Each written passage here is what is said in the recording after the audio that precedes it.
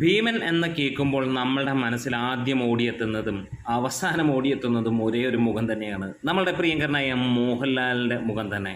നാളുകൾ ഏറെ 10-15 വർഷമായി ഭീമനായി മോഹൻലാൽ വരുമെന്നുള്ളത് ഒരിക്കൽ ഒരു നാടകത്തിലൂടെ നമ്മളത് കാണുകയും ചെയ്തു. ഇന്ന് ഈ ഒരു AI ഫോട്ടോഗ്രാഫി നമ്മൾ സോഷ്യൽ മീഡിയയിൽ നിന്ന് കിട്ടുമ്പോൾ നമുക്കൊരു കാര്യം തോന്നുകയാണ്, വല്ലാതെ മനസ്സിൽ ആശിക്കുന്ന ഒരു കാര്യം. ഇങ്ങനെ ഒരു കഥ വരികുമ്പോൾ, അതായത് MTയുടെ രണ്ടാം ഊഴം എന്ന സിനിമ അല്ലെങ്കിൽ കഥ സിനിമയാകുമ്പോൾ വേറെ ആരെയും സങ്കല്പിക്കാൻ കഴിയില്ല. ഈ ഒരു വിഷ്വൽ കാണുമ്പോൾ ഇതേപോലെ മോഹൻലാലിനെ കാണാൻ കൊതിക്കുകയാണ്. തീർച്ചയായും നമ്മൾ കണ്ടിരുന്ന അല്ലെങ്കിൽ നമ്മൾ കേട്ടിരുന്ന കഥകളിൽ നിന്ന് ഏറെ വ്യത്യസ്തമാണ് MTയുടെ രണ്ടാം ഊഴം എന്നുള്ള ചിത്രം, ക്ഷമിക്കുക, അതിൻ്റെ കഥ എന്ന് തന്നെ പറയാം. ആ നോവൽ വായിച്ചിട്ടുള്ളവർക്ക് മനസ്സിലാക്കാം എത്രത്തോളം ഡെപ്തിലാണ് അദ്ദേഹം അദ്ദേഹത്തിൻ്റെ വ്യൂവിൽ നിന്ന് ഭീമനെ കണ്ടിരിക്കുന്നതെന്നുള്ളത്.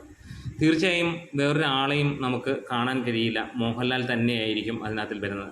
നമ്മൾ സാധാരണ ചിന്തിക്കുന്ന പോലെ ഗദയും പിടിച്ച് സർവ്വസമയവും യുദ്ധം ചെയ്യുന്ന ഭീമനെയല്ല, കരുത്തിൻ്റെ പര്യായമായ ഭീമനെയല്ല.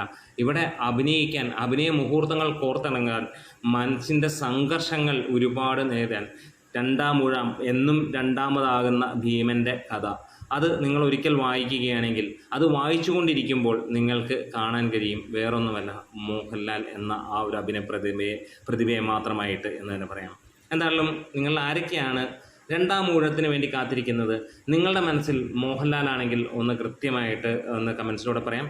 നമ്മുടെ വീഡിയോസ് ഇഷ്ടമായെങ്കിലും ഒന്ന് സപ്പോർട്ട് ചെയ്തതെന്ന് അഭ്യർത്ഥിക്കുകയാണ്. ഇങ്ങനെ ഒരു സിനിമ നടക്കുമോ നടക്കില്ലയോ ഒന്നും അറിയില്ല, പക്ഷേ ഈ ഒരു സിനിമ നടക്കുകയാണെങ്കിൽ ഇതിലെ നായകൻ മോഹൻലാൽ തന്നെയായിരിക്കും എന്നുള്ളത് തന്നെയാണ് പ്രതീക്ഷിക്കുന്നത്. കാരണം ഇതേപോലെയുള്ള ഒരു സിനിമയ്ക്ക് ഏറ്റവും അനുയോജ്യനായ വ്യക്തി മോഹൻലാൽ തന്നെയാണ്. ഒരു പക്ഷേ ഒരുപാട് പേർ ചെയ്യുമായിരിക്കാം, അതെല്ലാം വേറൊരു തരത്തിലേ ആവുള്ളൂ. പക്ഷേ നമ്മൾ ആഗ്രഹിക്കുന്ന ലെവലിൽ കാണണമെങ്കിൽ അത് മോഹൻലാൽ തന്നെ ആയിരിക്കണം എന്നുള്ളതാണ് എൻ്റെ മനസ്സിൽ തോന്നുന്നൊരു കാര്യം. കാരണം ഈ ഒരു കഥ സിനിമയാകുന്നു എന്ന് വർഷങ്ങൾക്ക് മുമ്പ് തൊട്ട് കേൾക്കുമ്പോൾ അതിലൊരേ ഒരു പേര് തന്നെയാണ് വരുന്നത്. അതേപോലെ മാനസിക സംഘർഷങ്ങൾ അദ്ദേഹത്തിന് ഈ ഒരു കഥാപാത്രത്തിൻ്റെ ഗംഭീരമായിട്ട് ചെയ്യാം. ആകാര ഭംഗി കൊണ്ടും അദ്ദേഹത്തിന് ഈ ഒരു ക്യാരക്ടർ വളരെയധികം അനുയോജ്യമാണ്. അപ്പോൾ നിങ്ങളുടെ കമൻസിലൂടെ പറയാം, ലാലേട്ടന് ഈ ഒരു അദ്ദേഹത്തിൻ്റെ സിനിമയ്ക്ക് വേണ്ടി നിങ്ങൾ കാത്തിരിക്കുന്നു, ഇത് നടക്കുമോ എന്നുള്ള കാര്യങ്ങളൊക്കെ. അപ്പോൾ ലാൽ സലാം.